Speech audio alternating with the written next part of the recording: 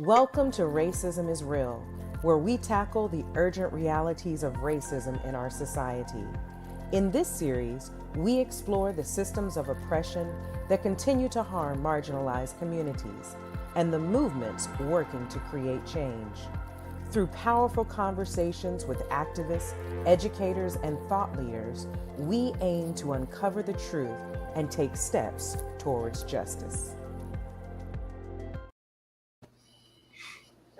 Hello, everyone, and welcome to the Racism is Real series. Today we have joining us Tulani Conrad Moore and Dr. Kenneth Brown. Gentlemen, will you please take a moment and introduce yourselves? Dr. Brown, go right ahead, sir. Are you going to put me on the spot? Okay. My name is Dr. Kenneth Brown. I am a chiropractic physician. I'm the only third generation African-American chiropractic physician in the world. I've been in practice 26 years in Durham, North Carolina. I'm the first historian for the American Black Chiropractic Association. That's pretty much it. Thank you. I am Tulani Conrad Moore, and I am an anti-racism educator organizer. I've been doing that for about 30 years. I worked in a number of different capacities. I worked as a director of an aftercare program for ex-offenders for a number of years. I am also married, and I've got three grandchildren, or two children, three grandchildren. I have 5 great-grandchildren, 3 of whom are actually adults. So, that's who I am. I live in Tucker, Georgia, just a little bit outside of Atlanta, and I'm glad to be here with you all tonight. Awesome. Thank you so much and welcome. I am your host, Tanya Fuel. Tonight, I am the Director of Development and Operations here at Roots of Justice. And I am very excited because tonight we are diving into the topic of racism and healthcare inequities. So let's get into it, guys. I'm going to ask you a couple of questions, and I really want you to just take it away with your expertise, your background, and your knowledge as we jump into this subject of racism and healthcare inequities. So let's start off. Can you all tell me, how has racism historically shaped healthcare systems in the U.S.? Let's begin there. Who's the question to? It's to both of you. Jump right in, Tulani. Well, one of the challenges that we as African descendants faced was we came here as hostages. You'll hear me use that word a few times, the word hostage. And when I do, I'm talking about people who have customarily been called slaves. I use the word hostage because that, in my opinion, it reflects more clearly who our ancestors were. They were hostages, they were prisoners, forced on labor camps. And on those labor camps, very often they were not seen as human. So in the early days, when the captors, or when the so-called slave masters had captives who were ill or who were sick, sometimes they would consider them malingering, so they would just force them to go back to work. But if they had to see a doctor, very often it wasn't a medical doctor that they would see. It would be a veterinarian, because the belief was that these Africans were not in fact human, but a higher species of animal. So you send them to the vet. Then as they begin to do more research, they realize that these Africans have the same bone structure and the same organs. And these organs work exactly the same ways that they work in white people. So that's when they began using these captives as medical guinea pigs. They began doing medical research. And then the mythology around Black people having a higher tolerance for pain, it grew out of that. So even at a point when anesthesia was available, and that wasn't in the very beginning of this, but even at the point when anesthesia became available, they still would not use it on Black people. So they were doing experiments on Black men, and specifically medical experiments on Black women. And not using anesthesia. because of this mythology around Black people being able to have a higher tolerance for pain.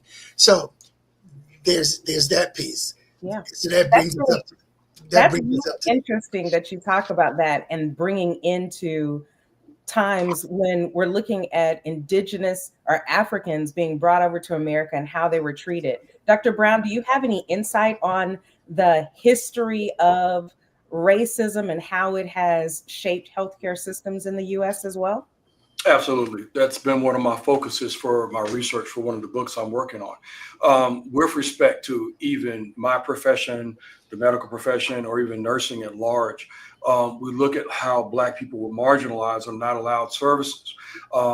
Like Brother Talani was talking about, with respect to how we were experimenting on. That alludes to the bad blood, the Tuskegee experiments. We Mhm. talk about Henrietta Lacks and the cancer treatments and cures that were derived from her cells that were very unique. We look at how people with melanin tend to be the better donors for any type of, whether it's a heart transplant, kidney transplant, what have you, they tend to respond better. And it has to deal with that whole 666, that 6 protons, 6 electrons, and 6 neutrons, which forms what? The anatomic structure of melanin. So when we look at these things and we look at the racism that systemically is still taking place, I know in my profession, we make up less than 4% of the population of chiropractic physicians in the country, but we make up at least 14% of the population. I know personally, in speaking with my grandfather, he wasn't even allowed to go to osteopathic school because basically they didn't let Black people in the 1950s. So that's why he matriculated through a chiropractic college right up the road from it. We also see this with respect to going into facilities. It's almost like people still don't want to touch you. And I mean, it's bad because on the medical side, think about it. The last time you went in for your general physical, did your doctor even touch you? And if you're Black, I guarantee you probably 99.9% of the time, they ain't going to touch you at all. I don't care what's going on. It's a little different in my profession because we're more hands-on. But when we look at it, there is racism in the admission of potential healthcare workers, whether it's doctors of chiropractic, medical doctors, or osteopathic, nursing programs, etc. They just shut the door. And the only option is sometimes to leave the country, get your training, but then you can't even gain a job at an institution. And we also see it in the administrative side of it. In my profession, we're almost forced to open up our own practices because there's not enough of us out there in a position to hire. I'm one of the few who has docs that work for him. I have a medical doctor, I have 2 nurse practitioners, and another chiropractic physician. And we're trying to change the game of healthcare and provide natural care at a higher level that's not being offered. And then when you look at compensation, all I know, my Black attorneys who I do a lot of personal injury business with, car crashes and that, they tell me we don't get the same settlements when it comes to our people because it's just the way the system is. And it's implicit throughout many things in different layers. And when we speak out about it, I'm usually the only Black doc when I go to most of my seminars. I'm one of the few who's at the level I am with functional nutrition and herbology. And when I actually train other providers, I look at how substandard the system is as a whole. But for us, I know every Black doc that I've encountered, and it's many mentees that I have, we have to be twice as better to get half as much. And Absolutely. then when Yeah. having patients even address me by my first name, I don't care. It's like they get too comfortable. I'm like, no, only my friends call me by my first name. It's a cultural thing. I'm in a professional attire. I'm here in my office. You will address me or I won't treat you. That's how you have to almost handle it.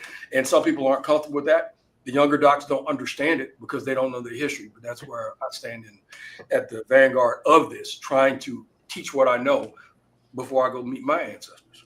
Wow, that you all just brought some amazing points from Tulani talking about how a lot of these disparities even started back in the time when Africans were being enslaved and how they started these practices. And you, Dr. Brown, talking to right now where we are and how the disparities still progress today, and not just in who's being treated, but even those who are servicing.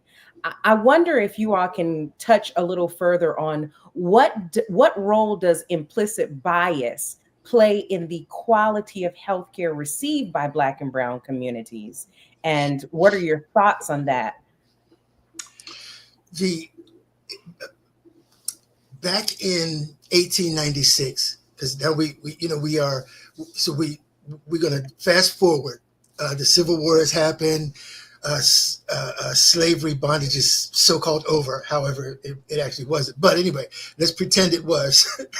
And in 1896, there's a Supreme Court case, Homer Plessy versus Ferguson. Plessy versus Ferguson. And in that, the Supreme Court decided that white people do not have to sit beside black people on a train. So then this whole idea of separate but equal became the law, and it impacted not just the system that it was about, because it was about the transportation system, but that impacted every other institution within every other system. It was supposed to be separate but equal, but it was not. Coincidentally, that same year, there was a guy named Frederick Hoffman. He wrote a book called Race, Traits, and Tendencies of the American Negro. And just by calling them the American Negro, not Africans, he was doing the job of separating blacks on this soil from the continent of Africa, which was that was part of the process of colonialism, was not just taking Africans out of Africa, but taking Africa out of them, right? So I'm going to take you out of Africa, and subsequently I'm going to take Africa out of you.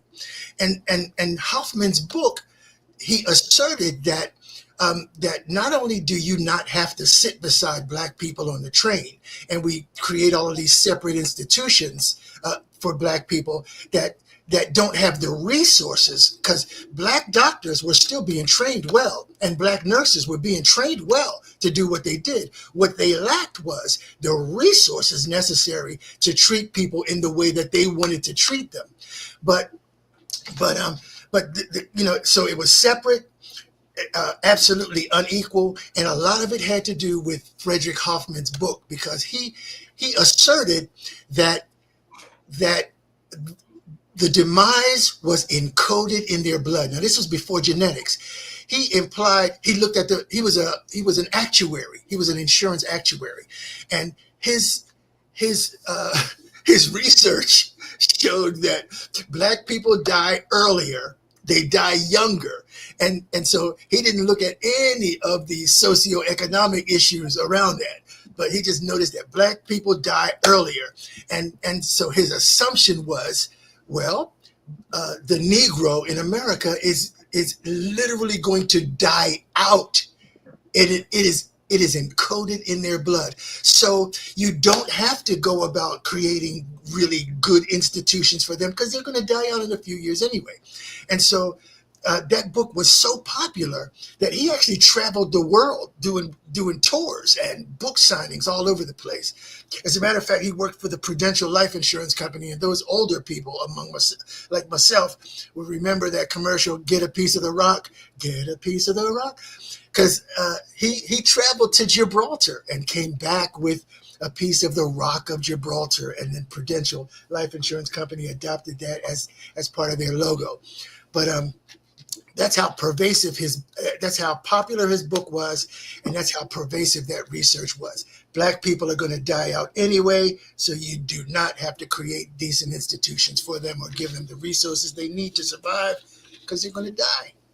Wow. Dr. Brown, how about you? What role does implicit bias play in the quality of healthcare received by Black and brown communities? Well, I'm speaking specifically to my own city, Durham, North Carolina. And one of the books that was written was about the history of Lincoln Community Health Center, which was one of the first, and it was the first Black hospital where Black or African Americans were allowed to come in. So now the hospital system here is owned by Duke University. The problem that we had was the original hospital that was here would not allow Black people, and we did not have an inpatient facility. So through that, and here's what gets into it. This kind of hits home with me. Dr. Aaron Moore was one of the founders of that particular hospital. He is the reason why they had it. But when you go back historically and you look at his skin tone, he was approximately about the same tone, because he was the descendant of, and a relationship that was not really, how should we say, approved of at the time. And that's how they got the money together, because there were a lot of these people. So when you come to Durham, there's a lot of schools named after Black people, African Americans, schools, hospitals, and all of that. But Lincoln was the hospital that I was born.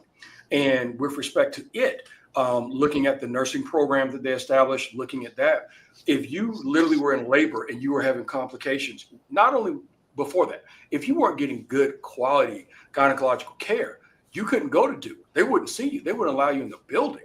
Now it's different because it's all about money.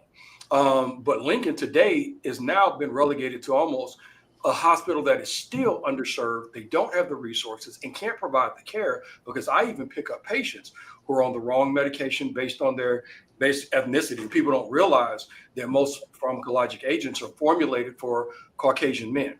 They don't work the same in every other ethnicity. And this gets into what? Biochemistry, which is cellular physiology. And no one talks about this. I do. So when we look at it, whether it's blood pressure, diabetes, the two most common things that affect our people, they don't care. Some of them do, but they're limited because they don't have a desire to reach out to find better care. When I look at it, why were Black physicians even allowed into medical school historically?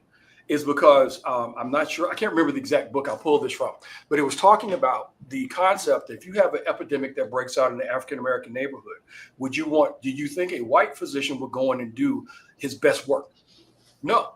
So they decided they would train and allow African-American physicians to go in and treat their own people, because they would give quality care. And that historically has been the thing. I always tell my patients, if your meds or whatever's not working for you, your health is off, you need someone who looks like you. They can understand your culture, your cuisine, the things that you're stressed about. I always tell people, I'm a Black man. I'm the most stressed out person in the world. I'm trying to be a good husband, a great father, a business owner, trying to abide by the laws which are unjust, but I'm trying to do change. And at the end of the day, we look at it, the whole thing that everyone only talks about, the differentiation in Black people's perception of pain. There are so many other things that it's like pulling off different layers, everything from maternity care, everything from prostate health with men, blood pressure, cancer, cardiac disease. All these things are higher for us. Why? It has to deal with the level of care we get. And if you go see someone who doesn't look like you, a lot of times they really don't care to give you their best. They just want to get their paycheck.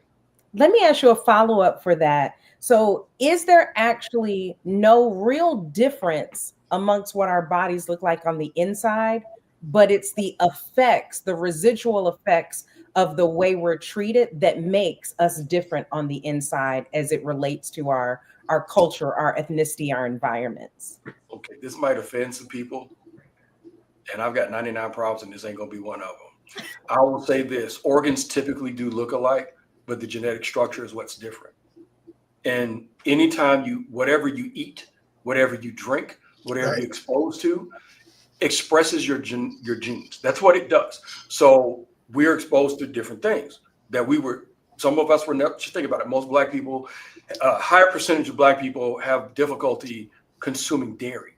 Why? Because genetically we do not have the enzyme to break it down properly. So therefore it leads to a myriad of breakdowns in their physiologic systems as well.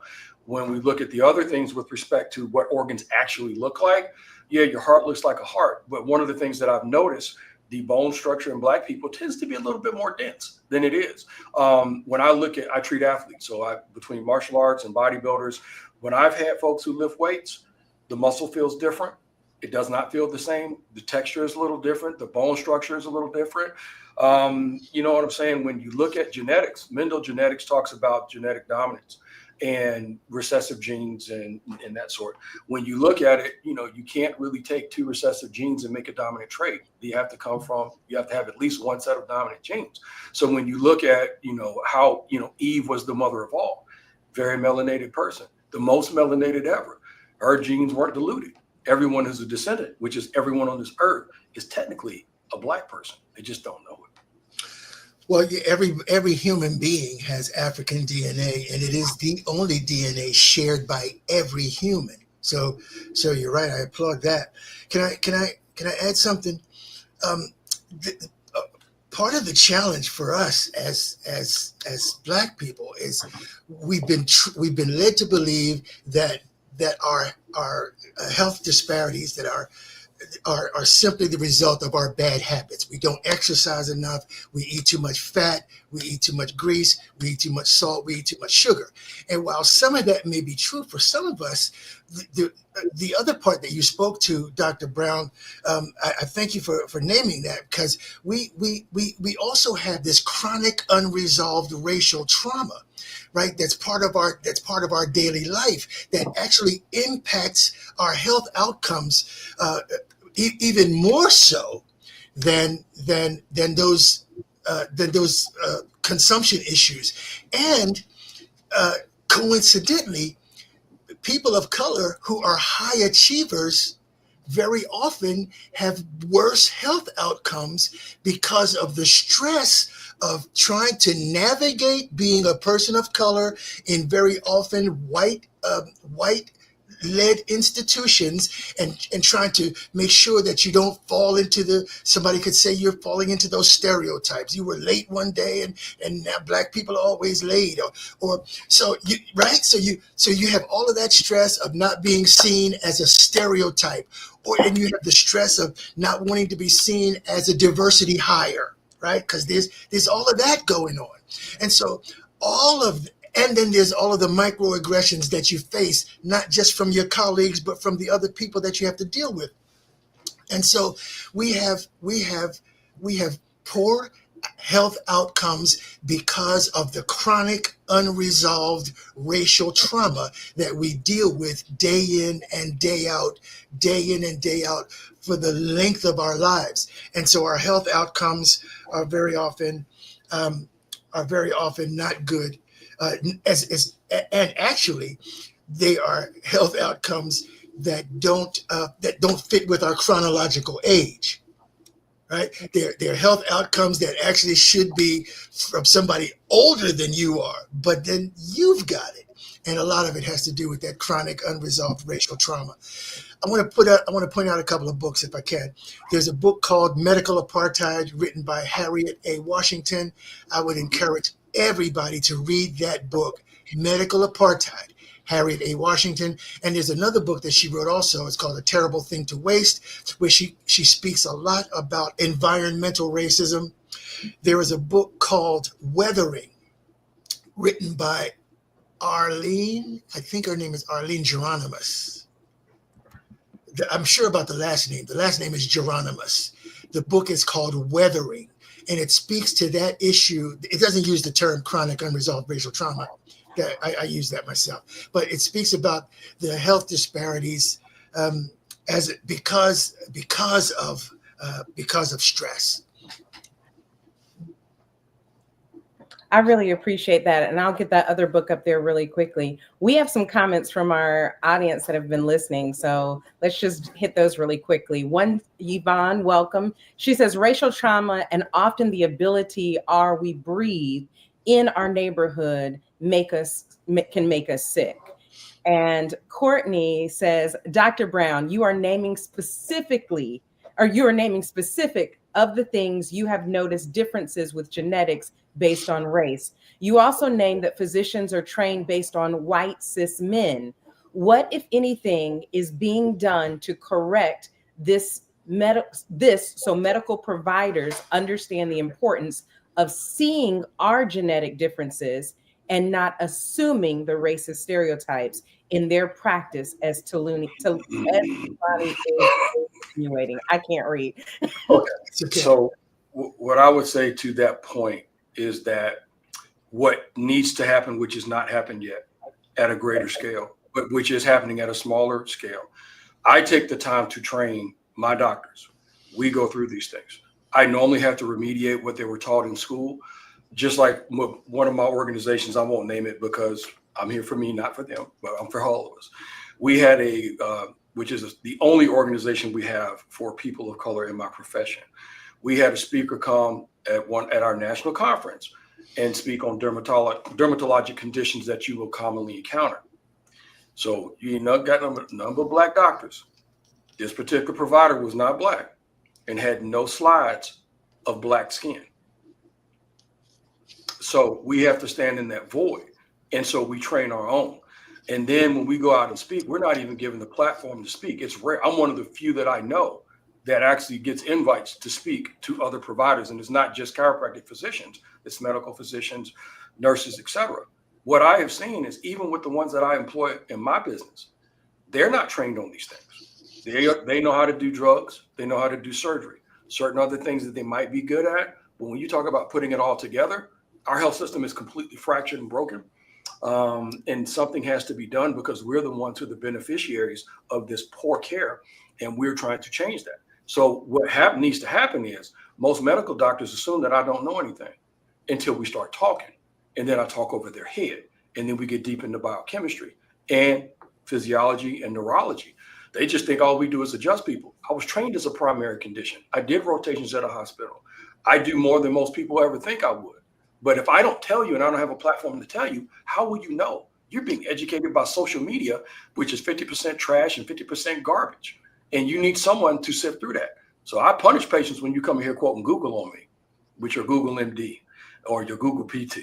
I'm like, nah, I don't have time for this. I have practical knowledge based on experience, research, and always growing in my field. During COVID 2020, I spent over $6,000 on books that 1 year.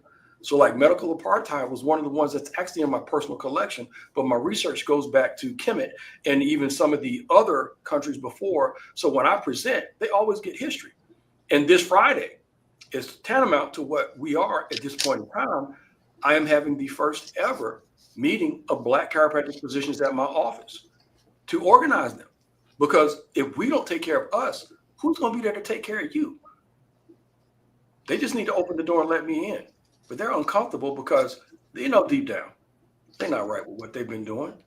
We're trying to bring the truth. And I tell people I'm the BOTT. I'm the bringer of the truth. If you don't like what I have to say, that's not my problem. That's something you have to rectify with yourself. I've had to come have my moments with myself about things. But until we decide that we want to move forward and accept what we've done, then there's not going to be a way. There's no path.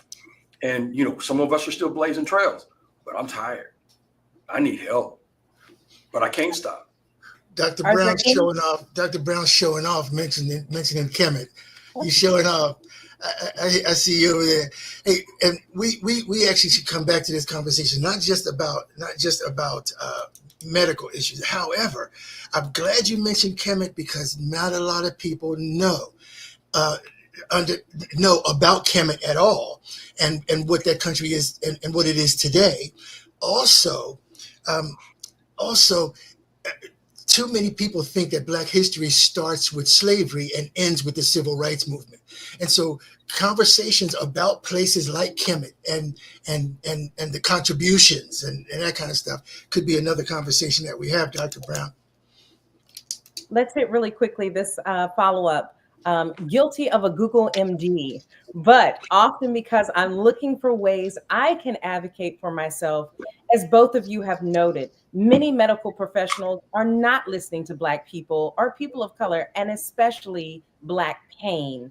So what would you recommend we advocate and show up for ourselves when we need medical attention?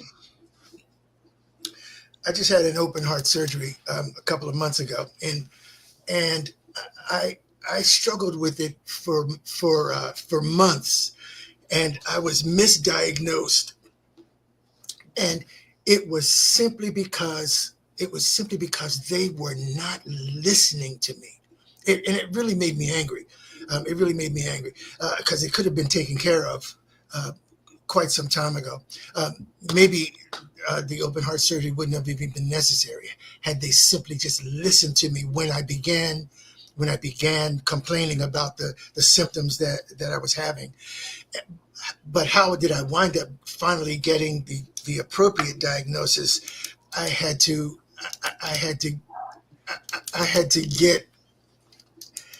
get like we hate getting, like you don't want to get, you have to get, I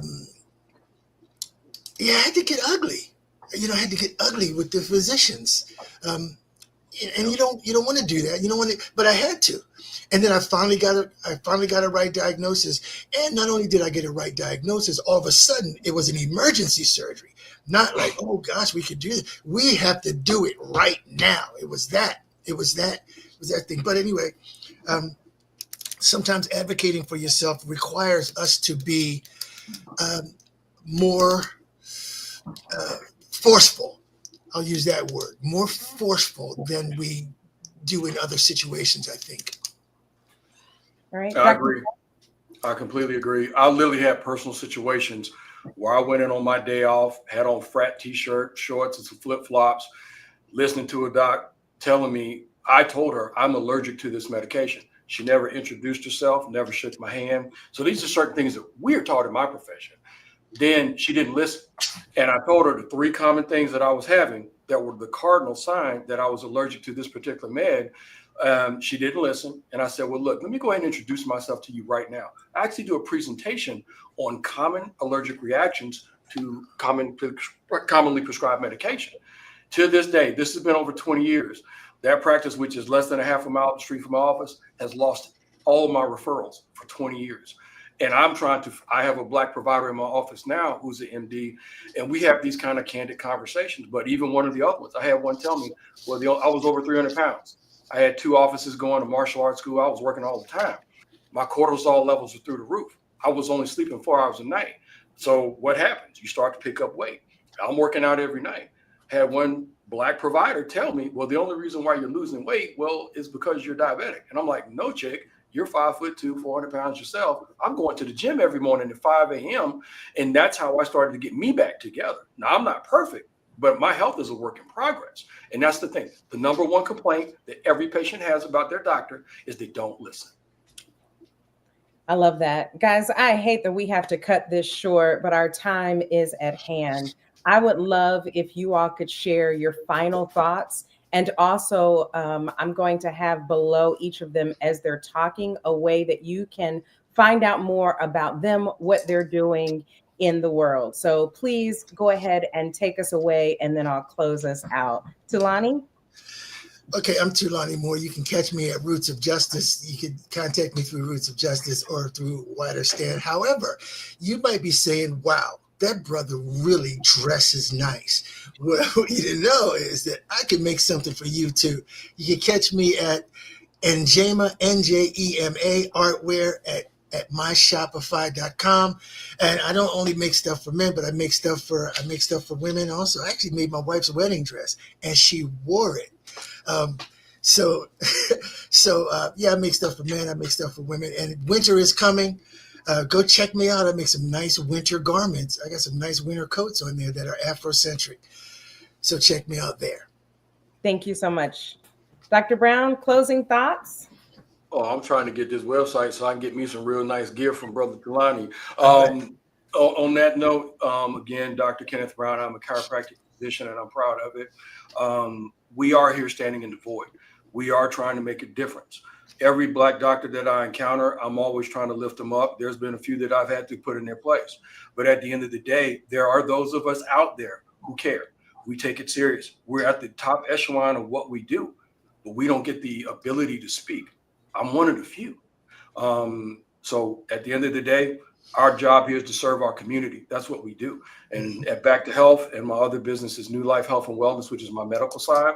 We're bringing natural things to bear outside of medications that actually work for people. But it always starts with you have to make the first step. I can't make you want to get better if you're not doing what I need you to do. So, we love our community. We love our patients. We have a ball every day. I'm out of control. I don't care. I'm not out of control. I just speak the truth and let all the other people just hate. I don't care. But I do care about the passion that I have for my healing profession because we are the ones who protect all other natural healers. We really, chiropractic does. And then we're the ones who actually bridge the gap between allopathic and non-allopathic. So that's medical versus traditional healing. And there's knowledge in that ancient wisdom. Thank you so much. To close off, Yvonne, she says, thank you, Dr. Brown. Thank you, Brother Tulani. Courtney says, facts, Mayati, and so many more who have the resources or skills to do so. We've got to fight for righteousness, treatment, with our own doctors. Sometimes it's sad. And last but not least, thank you both. Very insightful. Thank you for sharing your stories and for your work.